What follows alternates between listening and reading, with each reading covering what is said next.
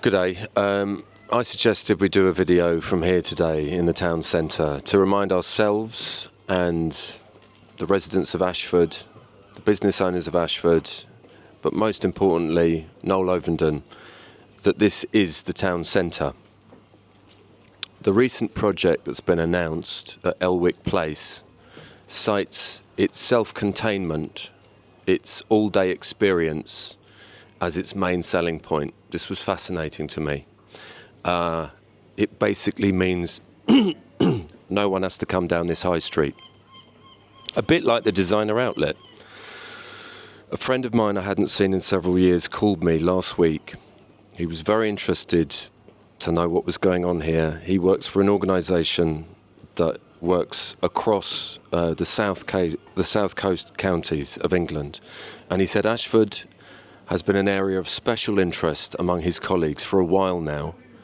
The catchphrase, "what the bleep is happening in Ashford," is now quite commonplace.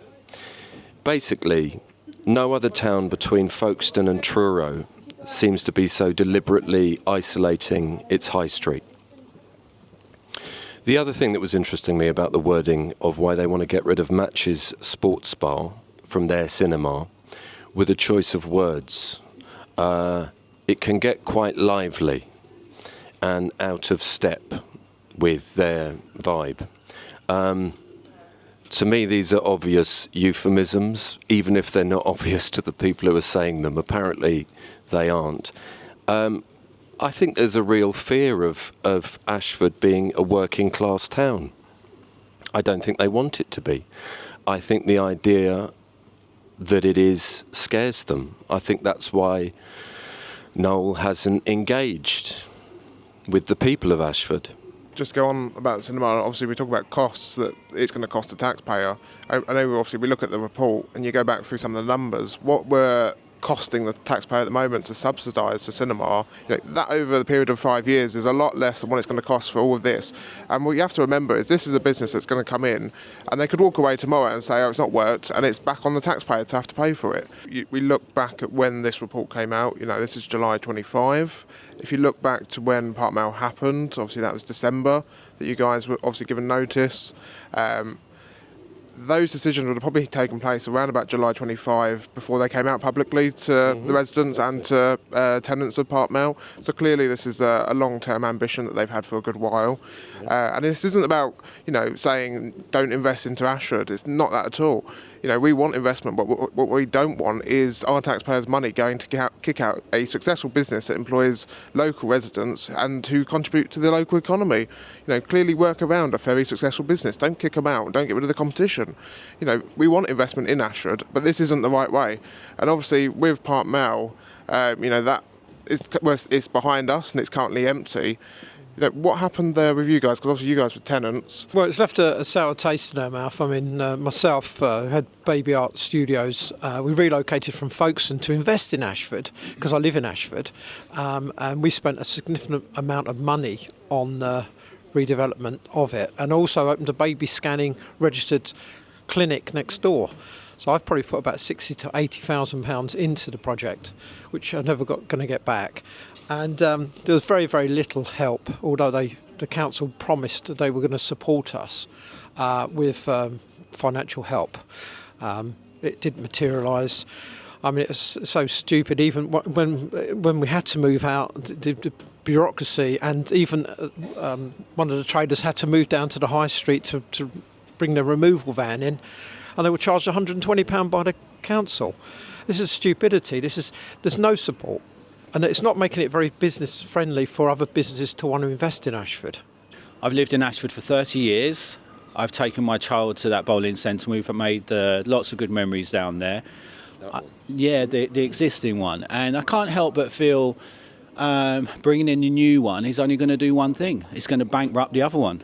And where is the care and the consideration for that business and for the people that work there of Ashford all of these years, so you can save your own skin and get nice rent income from the new store down at the cinema? It just shines a light on the 24 stores that were evicted not so long ago.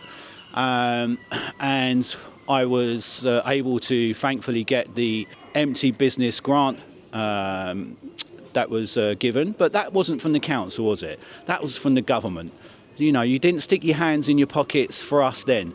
You know, we got through COVID and dusted ourselves down. Most businesses collapsed, but yet you're willing to pay 800 to 900,000 for matches monies that you didn't have, but now you do have.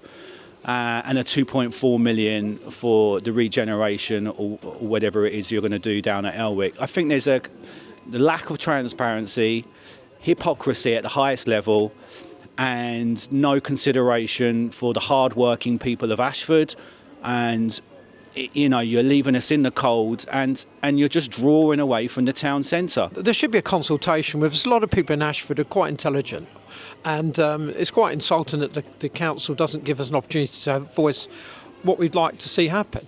I'm going to give you an example. Why don't they turn the cinema into a theatre?